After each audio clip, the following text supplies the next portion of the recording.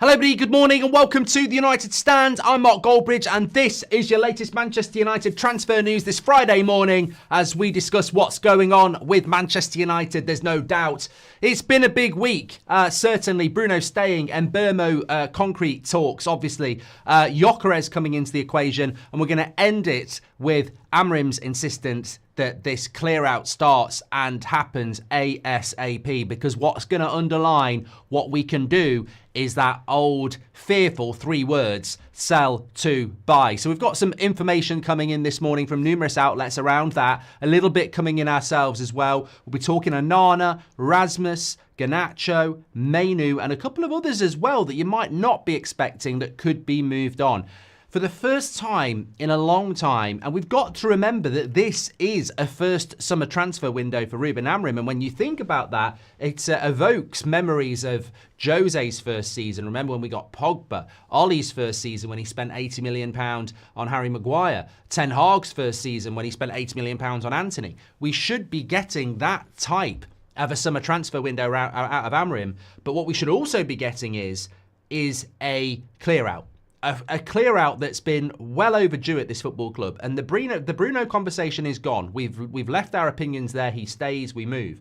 But there are plenty of others like that cooking up at the moment. So we'll get into who is likely to be going. One of the first reports I want to start off this morning was coming from the Mail, talking about Onana, Garnacho, and Mainoo likely to leave Manchester United this summer. We also want to add in a couple of other players into that equation as well. So where are we with these exits and how important are they to the incomings?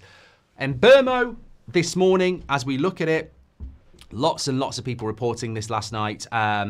Brentford want 50 plus add-ons. That's what they want. Man United are going to have to pay that because there are clubs out there that would pay that, and just because Mbeumo wants to come to Manchester United, Brentford don't have to package him up and, you know, send him there with all the best. They want the best price they can get. They'll do the deal because Mbeumo wants to go. They'll do the deal because it's a good deal. But Man United really need to move on this quickly. There's just no point like trying to barter with Brentford all summer because they'll hold it. As we said at the start of the week, they will dig in and we will waste time, and we haven't got time. The reality is we paid £62 million for Cunha, and Brentford have got every right to say we want the same for Mbeumo. So United need to get creative with instalments and add-ons, and I'm sure they will do that, and from what we're hearing, they're moving quickly on that. Now, some people are saying, why are we not parking it and going for Gyokeres? There could be a multitude of reasons for that. We might not want to do the Gyokeres deal until after this financial window at the end of June. We might not be able to work on the Gyokeres deal because he might be waiting for Arsenal. So there's a multitude of reasons. Logically, you would park Mbeumo and spend the money on Gyokeres and then come back to Mbeumo when you've sold some players. Very logic, but we don't have that logic because we don't have that information. So I think you work with what you've got and you work with what you know, and Mbeumo I expect to happen very, very quickly. And remember, we've got so many other deals to do. Rashford, Garnacho, the keeper, other players we want to bring in as well. So yeah, Mbeumo I expect to happen. I've got a funny feeling we might pay 45 million and give him 20 in add-ons, but it's going to be somewhere between 45 and 55, isn't it? So I'm not concerned about that. I think a here we go, a deal done is imminent on Mbeumo very soon. To coin the phrase of Fabrizio, what's very soon? Well, it's concrete, it's very soon, but ultimately it could be any time between the next hour and next 2 weeks, couldn't it? But it will happen. With regards to Gyokeres, definitely a delay on that deal. Doesn't mean it's happening. Obviously, we've had encouraging updates coming in from multiple sources about this. Ben Jacobs on the show this 24 hours ago with Beth. The thing with Gyokeres is that you've got to get the money. And this is something where Amorim is absolutely saying, look, these are the players you can move on. And some of these players might shock people, but these are the players you can move on to get me that player. To the extent that he'd rather be short in other areas to get that player. So we need to sell to buy. We don't have the financial capability. Whether PSR or FFP says we can, you still got to have the money. PSR or FFP can say you can spend £200 million without getting points deducted. You've still got to have the £200 million. And I think that's where some people go missing when it comes to the financial restrictions in the Premier League. I remember a few years ago, I think Spurs could spend £300 million. They didn't. because Daniel Levy's in charge and he doesn't want to spend £300 million and maybe doesn't have £300 million. So we've still got to generate that cash. So I'd say for the moment, Gyokeres, we're probably going to move forward with stories and excitement, but I don't expect that deal to be happening very quickly until we get something lined up in relation to sales. What I have been told is, with regards to sales, it's not like we've got to sell Anthony, Rashford, Garnacho, Casemiro, whatever, and then we can move for Gyokeres. We can definitely move for Gyokeres before the sales are done, but we've got to get movement on those sales so that we know they're going to happen. Obviously, this is a very key signing and there's going to be a lot of competition. So, yeah, that's where we are with Gyokeres and Burmo in regards to incomings. And look, they're very much the updates we've had for the last sort of 24 hours. So there's nothing massively new there. And Burmo, we move forward. That could happen very soon. Gyokeres, bit of a delay, need to sell to buy. The key for me and the exciting point for me is the Amorim clear out. For years, we've spoken on, I remember the Van Gaal days. I remember like 10 years ago talking about summer transfer windows and saying we've got to get rid of the deadwood. We've played at it, we've not done it, we've ignored it, we've sort of done it, but we've never properly done it. And I think this summer, knowing what Ruben Amorim did in that first summer at Sporting, where he basically cleared out 2 football teams, it was into the 20s, I'm hoping that we're going to see a clear out of the like that's been overdue for a decade. The noises are good and the prospects of it happening are good. The issue with it is it's probably going to upset some. Bruno was never a player that Amorim wanted to clear out, but beyond the obvious, and the obvious is Rashford, Sancho, Garnacho, Anthony, those 4 players, whether you like it or not, are inevitably leaving this football club in one way, shape or form. Hopefully through sales, potentially through loans, but they're not staying. So those 4, we know they're going, and it's a case of realistically, Garnacho, Rashford, Anthony's agents are all working now to try and get deals done quickly because they want to be playing for their new clubs in July with the World Cup year coming up. So those deals will happen. Sancho's probably a little bit slower. But it's the deals beyond that are interesting. And again, this morning, talk of Mainu, talk of Onana, talk of Rasmus leaving. And I think they're the 3 players that I would probably say I'd be locked in on at the moment. But I wouldn't actually rule out a couple of other players potentially leaving Manchester United. And I'm not talking about Bienda. I'm talking about the likes of Collier. And I'm talking about the likes of Xerxes. I would not be surprised. I think they're lower hanging fruit in the sense that, actually that makes them easier to do. But they're lower priorities. Collier, I don't think will sell, but I have a feeling he might be loaned out because last season was just so disappointing for him injury-wise. It was meant to be his breakthrough season. And I just don't know whether Amorim will want to keep a player like that around for another year that may not have the fitness capabilities. It might be a case of moving him out on loan. And Xerxes, it just never seems to change, does it? So I think with those 2, I'd certainly keep that in mind. But look, let's start off with a lot of people talking about this in the chat as well. Why is Mainu coming up again? So I saw it. I think Simon Jones or somebody in the Mail was talking about Mainu again, and there wasn't a lot of substance to it. So obviously I've been away for a week. I haven't really spoken to anybody. Back this morning, lots of messages, lots of WhatsApps, lots of back and forth. So as you know, we've had good information over the last.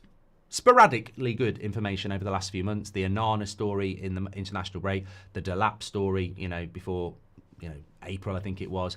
Garnacho leaving before, the morning after the Europa League. Yoro starting in the final a few days before. Semenyo not being on the menu.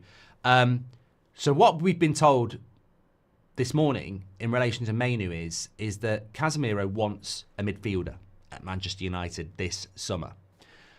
And it's basically Casemiro or Mainu that needs to be shipped out for that to happen because he wants another midfielder. Now, I don't know. This might not even.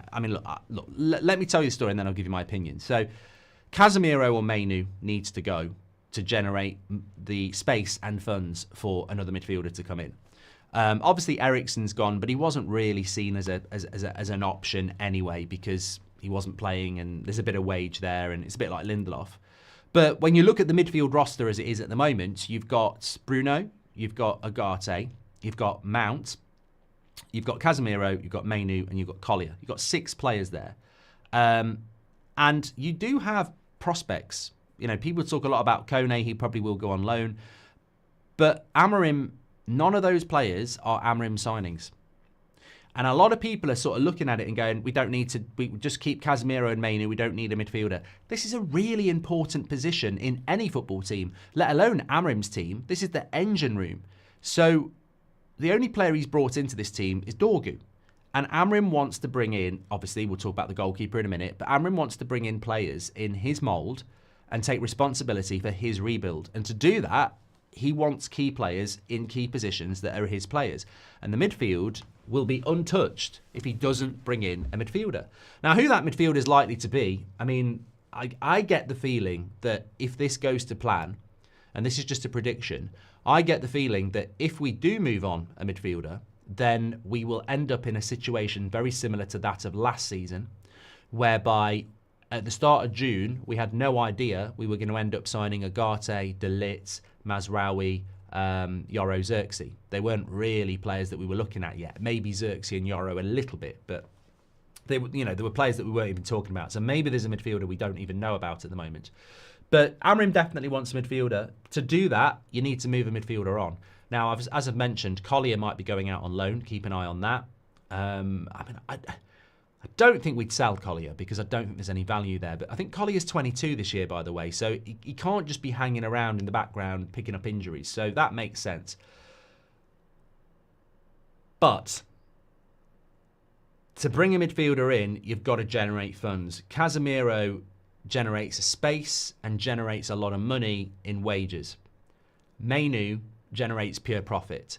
So I think we're going to be in a position at the end of August where there'll be no midfielder brought in, or there'll be a midfielder in and Casemiro or Mainu have been moved on. And I think that fundamentally is probably a little bit different to what people are thinking about when they're watching this video, because we will talk about areas that impact Gyokeres, and I think we know, about the goalkeeper. But keep an eye on that midfield. And I wouldn't disagree with King Dread, who said that we need 2 centre midfielders. But the danger at the moment is that we might end up with none if we don't move somebody on. So keep an eye on that. We've spoken extensively about Casemiro last night and how I don't think Casemiro will go willingly. I think he will see this wage and age and contract out for 1 year with the stability of trying to be in the World Cup. The only thing I would say that might push Casemiro to the door is if Ruben Amorim says, you're not going to play much at all. My plan next season is we're not in Europe. I think you suit Europe, but we're not in Europe. We're going to be playing Premier League games. We're going to be taking the Cup seriously. We're not going to be playing as many games. And my priority in the midfield is going to be the likes of Agate, Bruno, a new signing, Mainu. So you're going to be sort of 4th, 5th choice. That might prompt Casemiro to go, shit, I need to play because of the World Cup. So that's the only thing I thought that I didn't add in last night about Casemiro is we know he's happy in Manchester. We know he's another player that's likely to run his contract down. And we know that, he's had a good end to the season. But if Amorim laid it on thick and said, look, you're not playing much, then maybe he would go.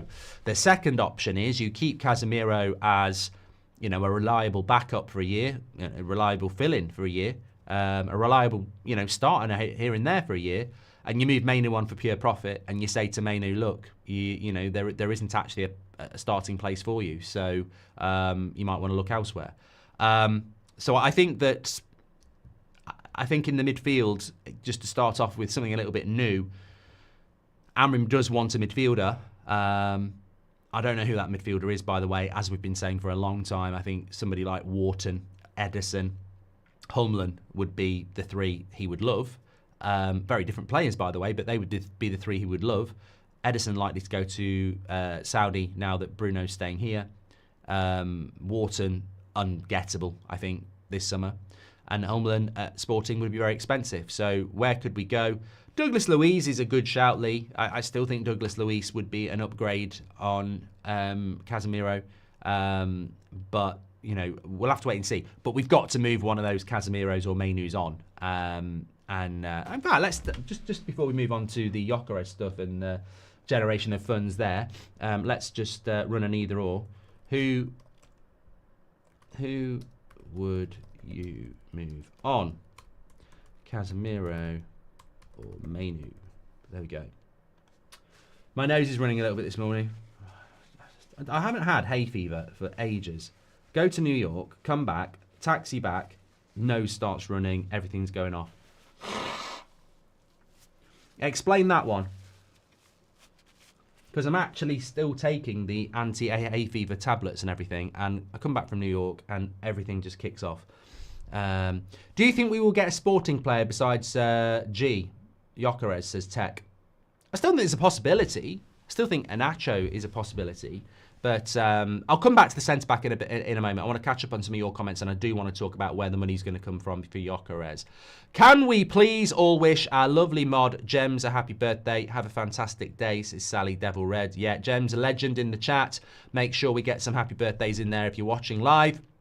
And smash a like for Gems. I know she loves it when we get 3,000 likes. So happy birthday. In fact, I'm going to whack a like as well, because I can. Happy birthday, Gems. Great job and great work there from Sally, one of our mods. Sell Mainu with a buyback clause. He gets to develop. Casemiro contract ends. Then bring back Mainu, says Keel. Cunha came on as a 9 again for Brazil last night, says Robert McCormack. Look, I want to talk about that, Robert. I think it's a good point on how we might utilise Cunha and sell Rasmus.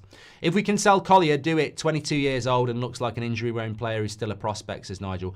I like Collier. It's a bit of an exclusive. I like Collier. I really, really do. And it's come from the source that has been very good for us. I mean, look, I like Collier. Last season was a bloody nightmare. He was meant to be a breakthrough player for Ten Hag. Ten Hag got sacked. He got loads of injuries and barely played. He's lost a year. He's not 18. He's in his early 20s. So there's more pressure on this year now. Can he stay fit? Can he break into the Man United side? And I think it's doubtful on the second point. So, it makes sense, really. It might not be a priority story, but it is. We're told that, Collier, Xerxes, keep an eye on those. Collier more likely to be alone. But the main story is, if we want a midfielder, Casemiro or Mainu need to go. Would you be interested in Paulinho from Bayern on a loan to buy? He isn't getting much time. I do like him, Cian, and he does have those connections with Portugal, doesn't he? With Amorim, actually. It was at Sporting, wasn't it? But I'm not too sure that the age profile would fit with Manchester United. Players will be sold or loaned out for various reasons with no Europe. Less games means it's harder to keep everyone happy. We need a squad. Overhaul is needed anyway, but this might accelerate it, says Patrick. Exactly. Hope you're doing well. It's okay if we get rid of Mainu for Gyokeres and Edison. We'd get, 60 million tops for Mainu, right? Says Trey. I think Gyokeres is a must. However, I'm scared that if we fail to provide service, which we have for years, he will struggle to score goals. Thoughts, says Samuel. I think that's the same with Osman. That's the same with Erling Haaland. That's a problem that needs solving whoever's up front. It's not a reason not to buy anybody. Would you allow Mainu to go out on loan? No, Dan. Loan deals for people like that, it's pointless. You keep them and you build with them, or you sell with them and you use the money to build. Recent reports, I believe Garnacho is looking to pursue a career in medicine. I have the word AI at least 100 times, and I wish the optometrist all best in the pursuit of his new profession, says Tigar. I'm always going to back Amorim, but Mainu is a quality long-term talent. There are others I think need to go first. Does he work in a pivot, says Spike. And Mark, a bit off topic, but why don't we go for a left-back? I'd go for Theo Hernandez. What's your thoughts? He's cheap, also one of the best. I think we're more likely to go down the right-hand side, to be honest with you. I'm not saying that we don't need someone down the left-hand side, but I don't see it happening, Carney. I'll believe Gyokeres when he's holding the shirt. Otherwise, to me, it's a cap, says Jared. Welcome to Members Club, Bailey Brown. Hope you're doing well. And if United get rid of the Deadwood and land these targets they have, honestly, it could be the best window so far. I like that comment, and I don't like it on social. I don't like talk of best summer transfer windows ever when we've only actually signed one player. But look, let's talk about how we fund this Gyokeres deal. We've spoken about the midfield there, a bit of exclusive stuff coming into the United stand. So look, keep an eye on Xerxes and Collier leaving as well this summer. Also, Mainu or Casemiro are going to need to go to bring in another midfielder, which is what Amorim wants to do. So if you think it's been an exciting, surprising, rocky start to this summer transfer window for Manchester United, fasten your seatbelts because there's going to be plenty more coming in by the sounds of it. With regards to Gyokeres, we need to get some money in the bank. It's not about moving on Xerxes or Rasmus because they're forwards. It's about getting some money in the bank. Like, you could sell the low and fund Gyokeres. We're not going to do that, but what I'm saying is it's just about getting some money in. So I think with regards to Cunha and Mbeumo, we're looking at Rashford and we're looking at Garnacho funds to bring those players in, because Rashford and Garnacho play in the similar positions to Cunha and Mbeumo. However, it's not actually that simple. There is funds anyway. Like, if we'd sold nobody, there would have been a bit of funds to do stuff anyway. Maybe 50 million, maybe 60 million. But 50 million would get you the first instalment on Cunha and Mbeumo anyway, because it's paid in instalments. So it's actually quite simple to do the Gyokeres deal and the Mbeumo deal and the Cunha deal very, very quickly once you've established what's happening with 2 or 3 of your outgoings. So we don't need to sell Rasmus and Xerxes to buy Gyokeres because it's forwards for forwards. We don't need to, sell Mainu to bring in Gyokeres. That's all about the midfield. What we need to do to bring Gyokeres in is bring in some funds from sales. So we did have a budget anyway. Whatever it was, we had a budget. And let's assume it's a small budget. Let's assume it was 50 million quid. As I said, that 50 million pounds pays the instalment on Cunha. So take Cunha out the equation. That leaves you with 25 million. You then sell Garnacho for pure profit. That's 40. You sell Rashford for pure profit. That might be 30, 40. You've basically got another 80 million there. Plus the 25 left. You've definitely got your first instalment for Mbeumo and for Gyokeres. So when we talk about Gyokeres and sell to buy, it's not like the delay is August and we're going to miss out. It's simply about lining things up. So I would say once we move forward on someone like Garnacho or Rashford, we'll be in a position where we can justify the Gyokeres deal. It's just simply about generating the funds to do that. And not every player is sell to buy. Like, there was a little bit of fund anyway. Let's assume that's to pay for Cunha. You're just generating funds for like Gyokeres and Mbeumo now, which we should be able to do. As I said yesterday, Napoli, Garnacho, end of the month will be done. Rashford, difficult to predict the time on that, because I think there's lots of talk that Barcelona may favour Luis Diaz from Liverpool, but Liverpool's price is double what we want for Rashford. And Barcelona are notorious for dragging things out. I think Rashford's basically laid it on the line to Barcelona that it's his dream, that he'll take a pay cut. I think that's a good move by Rashford, but it certainly doesn't make Barcelona move quickly if they know they've got players that are desperate to join them. So I think with the Rashford deal, it might take a bit of time. Anthony, I think we can do quite quickly, but I'm not too sure what Anthony does in relation to FFP. I think breaking even on Anthony is a positive, and removing his wage is a positive. But I think with Gyokeres, it's not about reinventing the wheel to get players in. It's about moving Garnacho, Rashford on and having those deals lined up. And you don't actually have to do them. Like, just have them lined up and then you can start your work on Gyokeres, because we're not going to go from Gyokeres interest to Gyokeres, here we go, in 2 days. It's going to probably take 4 or 5 weeks anyway. So as long as we're moving things forward, I don't see that delay in signing Gyokeres being... I don't think it will impact us, to be honest. In relation to us as fans, you look at how long it took to do the Cunha deal, you look at this Mbeumo deal, they don't happen like Liverpool do it. It's not going to go from like interest to here we go to holding up the shirt. So I think we can, hopefully we're moving on the Gyokeres deal. The funds are there to do it. They've just got to move forward on deals that we know that are going to happen. My major concern about Gyokeres is just how true we are in for him. and how true he is interested in us. Because being willing to come to Manchester United without Champions League football is one thing. Being willing to come to Manchester United without Champions League football when Arsenal want you is another. And that's my concern. Because any player can say, you know, I'm open to coming to Man United even though they haven't got European football. But then when the club that's going to be fighting for the Premier League next year wants you as their striker and they're in the Champions League, you know, are they going to pick us then? So that's the thing for me with the striker. It's not that, I mean, I think we've been given an invitation to move on it. Why need a striker when we should be focusing on a goalkeeper or a centre midfielder, says Nathan. Xerxes is good enough to lead the line. The problem with the creativity through the cam, says Nathan. In past windows, we've spoken of clear-outs and the need to move players on, only to see many players remain. Do you feel this is about to change? And if so, why, says J.E. I don't know, J.E. Thanks very much for your super chat. I don't know why. I don't know if this clear-out's going to happen because it's been promised so many times. I think that what I will say is that Amorim wants to do it. He's proven that at Sporting, and he will think the same as you. He will want to do it. He's not the guy selling players. He's not the guy. I mean, look, interestingly, we've said, look, who would you move on between Casemiro and Mainu? 87% of you would move Casemiro on. 13% of you would, you know, move Mainu on, which means 87% of you want to keep Mainu. Mainu's the easier deal to do. And that's the thing, isn't it?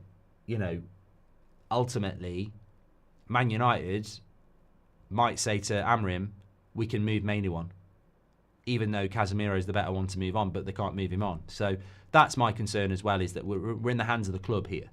I don't think it ever reflects on Jose, Ten Hag, Oli, Amorim, a failure to clear players out. It's a failure from the club to do it, and that's where I'm uncertain. Anthony and Luis swap. Everyone's happy, says Honk. Didn't we sign that left back on a pre-sale agreement last season? Leon, I'm sure he's meant to come in this summer. Looks exciting, says Brandon. Yeah, but he's another kid. He's another learner driver, isn't he? I don't know whether he's going to be the understudy to Dorgu straight away. If he is, we don't need a left back. You're right. Not happy if Xerxes leaves. So much more to come, says Class of 99. I think with Xerxes, I'm not saying he is leaving. We've not spoke about Rasmus yet, obviously, but there was 5 players this morning that I was told about. 2 of them are potentials, Xerxes and Collier. 3 of them are, you know, Mainu, Onana, and Rasmus, which we'll talk about Onana and Rasmus next. It doesn't mean all 5 of them are going to go, but United need to generate funds. With Xerxes, I'm with you. I think it would be a shame to see him go. He's well liked at the club. Amorim certainly likes him. But you've always got to consider the player side as well. Like, if you're Xerxes, you play, your best position is where Mbeumo, Ahmad, Mount, and now Cunha play. So you want to play. You go through a season like that, and, you know, you want to play football. So there is a lot of interest in him in Italy. So it just depends on what the player wants as well. And they don't tend to just sit there in all summer going, wonder what's going to happen. They come back in July, they have a chat with the manager, and if the manager says you're 5th or 6th choice, they get onto their agent and they say, I want to go. So I think that's, you know, that's the consideration. People say, let's keep Mainu, let's keep Xerxes, let's keep this player, let's keep that player. Where's the pathway to the first team? Because that's the most important thing for these players. It's a World Cup year. Xerxes been in and out of the Dutch squad. Mainu was in the England squad. Casemiro wants to be in the Brazil squad. Garnacho wants to be in the Argentinian squad. Rashford wants to be in the England squad. You know, Rasmus will want to be in the Danish squad. It's a positive for us that it's a World Cup year next year, and we're looking to clear out this summer, because there's going to be a lot of players that will not put up with being 5th or 6th choice. So the opportunities are certainly there. If we sell players, won't we also be receiving it in instalments, says Mar? I think you're moving too in depth here. How you receive money, how you spend money, we can't tell you that. We don't know how that works. With FFP, when you sell a player, it registers on your FFP in full. When you're buying the player, you do pay in instalments most of the time, which is why we've got to pay £90 million this summer for players that we bought previously. I don't know what the cash flow of Manchester United is. You don't know what the cash flow of Manchester United is. So we don't know how that works. We're pissing in the dark. But what I am saying is that I don't think we need to go beyond Garnacho, Rashford out to fund the likes of Gyokeres. If we want to bring a midfielder in, I think you've got to move Casemiro or Mainu on. If you want to bring a centre-back in, I just don't see a centre-back at the moment. I really don't. I think Heaven has probably shocked Amorim in becoming a first-choice option. He's got Yoro, Heaven, De Ligt, Maguire, Mazraoui, Martinez to come back. Luke Shaw can play there as well. There are other youngsters coming through. So I don't think we'll go for a centre-back this summer. I think that's off the table now. As I said, a midfielder I think comes down to Casemiro or Mainu leaving. But I guess we'll just have to wait and see. Will you get an Avram ponytail, says Chuffbridge, if we sign Gyokeres? Absolutely not. Not really clearing out if Luke Shaw stays, says John. Why is nobody near Ratui, says Barry. Would you take Ugo Chukwu from Chelsea? I won't take anything from Chelsea. How much do you predict we get for Rashford, Sancho and Anthony, says Brandon? I don't know.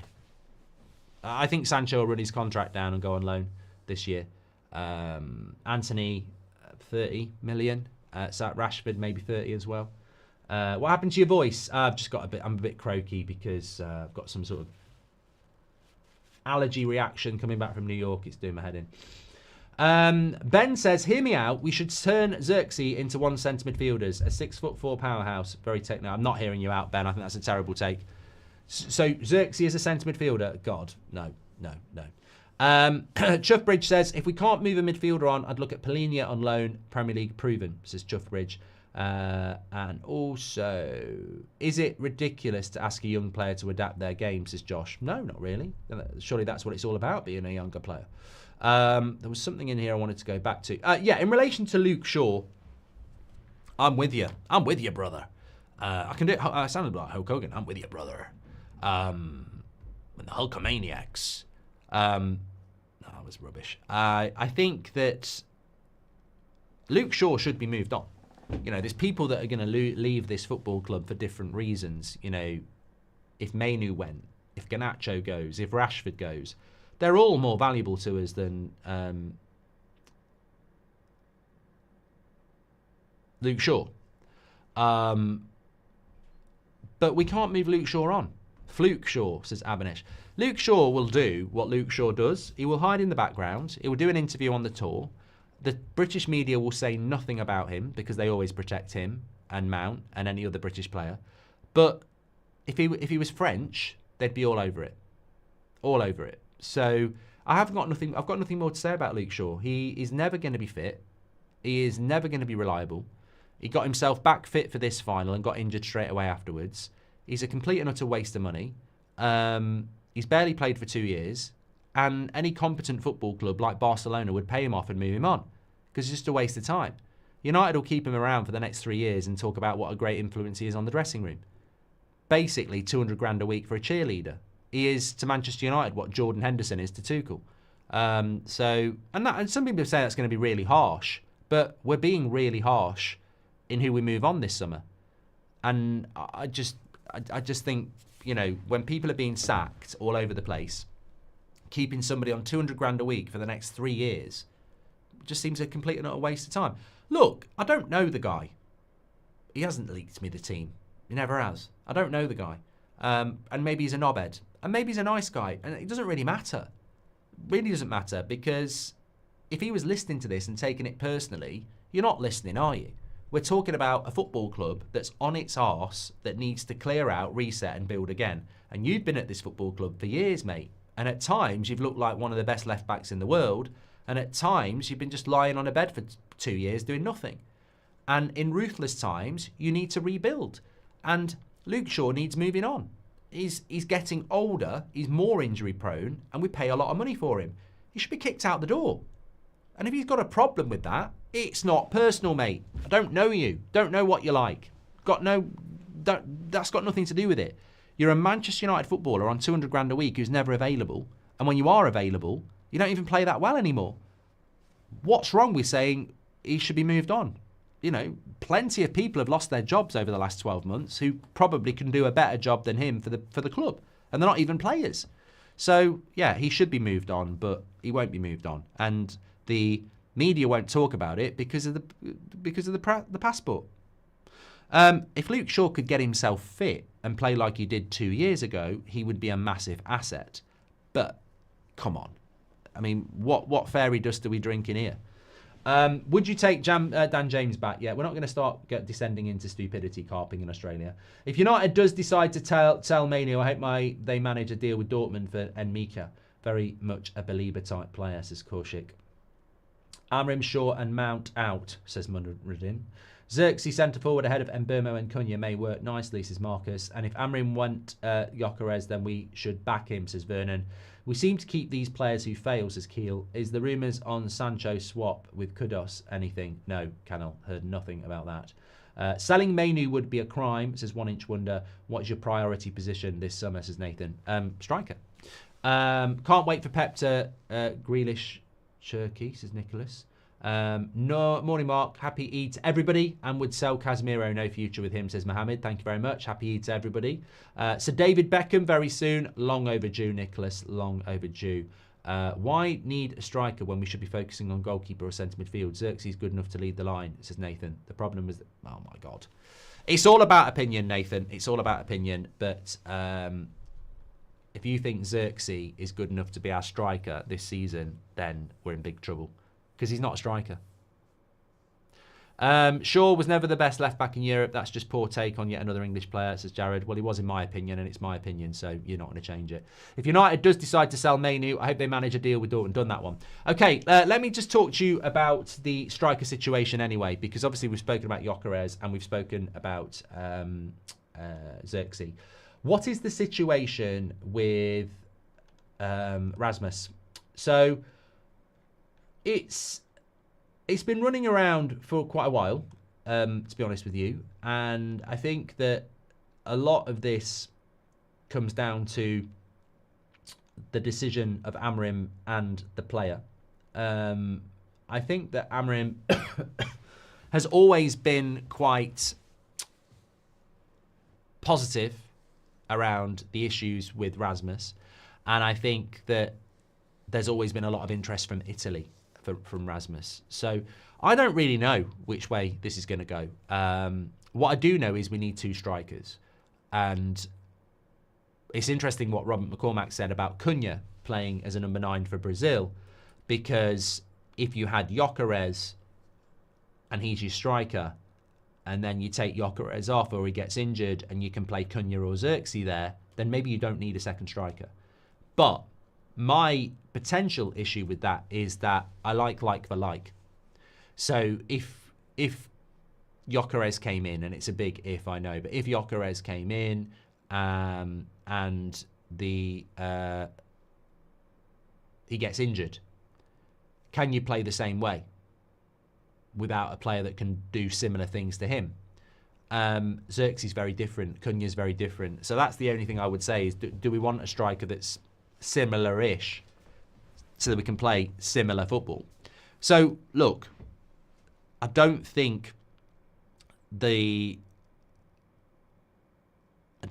like keeping Rasmus as the second striker is as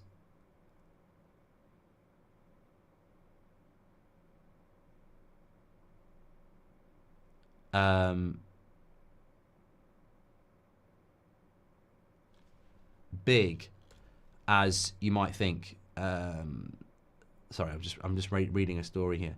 I don't think that. Sorry, let me just get this clarified because I might bring it into the news show. I don't think that keeping Rasmus as the backup to the new striker is as necessary as maybe we thought, because there are options of using Cunha there or Xerxes there, and obviously Obi as well. So there are options there. I think that it's not beyond the possibility that we keep Rasmus and use him with someone like Gyokeres, but I think that's going to have to come down to the player and Amorim. We won't make a lot of money on Rasmus going, but we will remove a player that many people think needs removing. His wage isn't that big. The transfer fee we paid was expensive, so we'll struggle to break even on that deal. But we probably might be able to construct one to do it. It may be that Man United even look at a loan deal for a year and try and do what we did with Anthony. So I think the Rasmus story doesn't really have the attraction of other stories, not because people don't want him to go, but because it's not pure profit. It's not an easy deal to do in relation to making any profit. It could be a loan deal. It also leaves you with a situation, do you need 2 strikers? And it still could be possible that he comes back for pre-season and works with Amorim. So I still think that anything's possible in relation to the Rasmus situation. But I also think it's not relevant to the Gyokeres situation. And I think that's the most important message. We don't need to sell Rasmus to buy Gyokeres. Like, the money for Gyokeres will come in from other sales. We should have 2 strikers anyway. The bigger situation for me is the goalkeeper. That's the one that I would look at. I think the goalkeeper situation is huge, and so important. Like, if we don't bring a goalkeeper in that can start next season, I think everything we're doing is lost in a sense. I was reading what I think it was Ben Foster said this about it. He said that I think the last 2 seasons, Onana hasn't done enough to prove he's United's number 1. If the opportunity does come to sign someone like Emi Martinez, they've got to go for it. He's still one of the best goalkeepers in the world. And I think that that's a opinion that's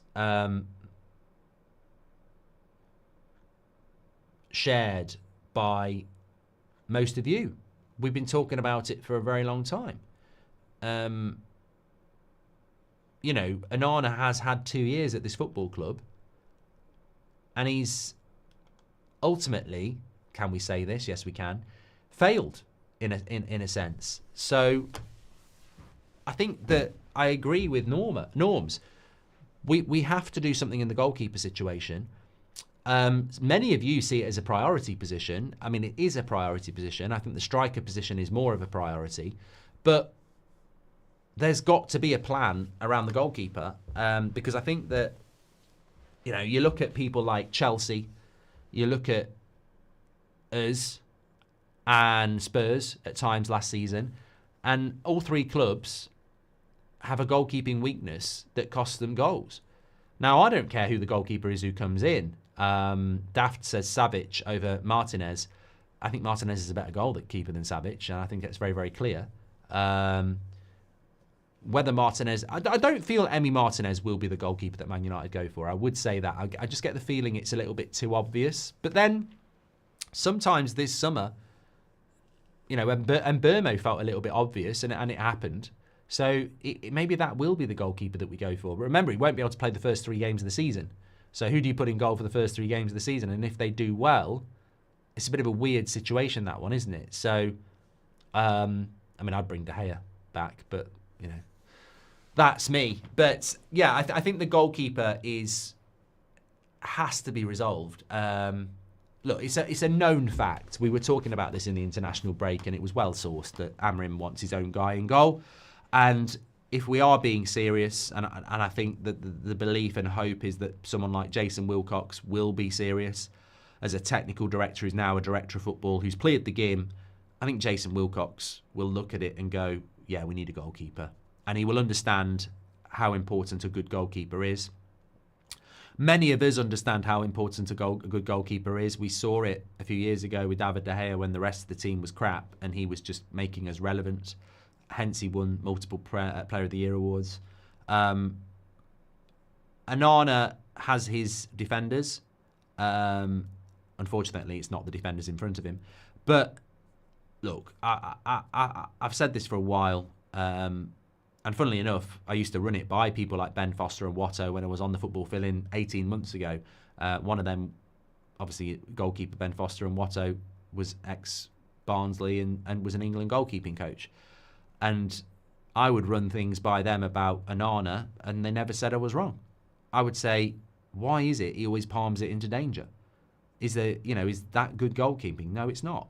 No, it's not. As a goalkeeper, it's not just about making a shot. It's about where that's trained at basic level. you make the save.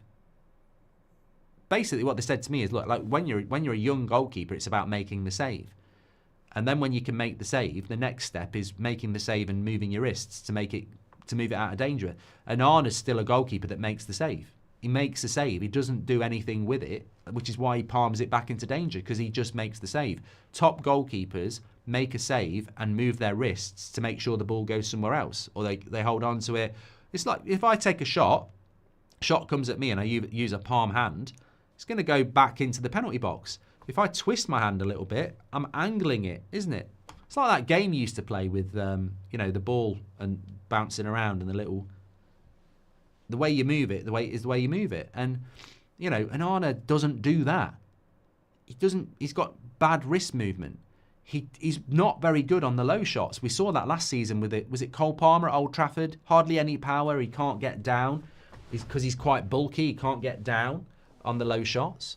He's not particularly good at coming for crosses. The ball distribution we bought him for, we never see. So, look, I think it's worthwhile not just saying, let's get rid of Onana. I think you have to analyse why we need to get rid of Onana, because we spent £50 million on him. And if he'd just had a bad couple of years through bad luck, injury, whatever, and there was potential there, then you'd probably look at keeping him. But he's technically just not a great goalkeeper, and we need a great goalkeeper. So, yeah, I just wanted to reiterate the reasons to move him on, and the reason Amorim wants to move him on is because it's not his goalkeeper. So where we go next, maybe it will be Martinez, maybe it will be Milinkovic-Savic. I think Milinkovic-Savic at Torino is likely because he's cheap. But cheap isn't always the best policy. You want to bring in the best possible goalkeeper. Now, I think Amorim would love Costa from Porto, but that's going to cost 40 million quid, and I think he might be going to Man City. But with United, you just don't know. And my point is this. If we're now looking at the likes of Cunha and Mbeumo and Gyokeres, who are going to cost 60 million each, and are quality signings and experienced signings that fans are happy with, why would you go cheap on your goalkeeper, which is another priority position? I would go for the best you can get. And if Amorim wanted Costa or Maignan, you go and get them, because they're the goalkeeper that the manager wants, and they are worth their weight in gold. We are a living example of how a goalkeeper over many years can be worth their weight in gold. It's not just about scoring goals, it's about stopping goals. Jayru says, I think a new goalkeeper should be high on the to-do list for United. Tusha says, we should move heaven and earth to bring Martinez to United, because no mere mortal can be a keeper at United. And Emmy has that belief and ego which we need, says Tusha. Thank you very much. African Cup in December, Onana and Mbeumo, Ahmad gone, says Marcus. Yeah, I'm not too sure. Let me have a look. AFCON 2026. God, they've got the games already. So it is a bit earlier this year. 21st of December.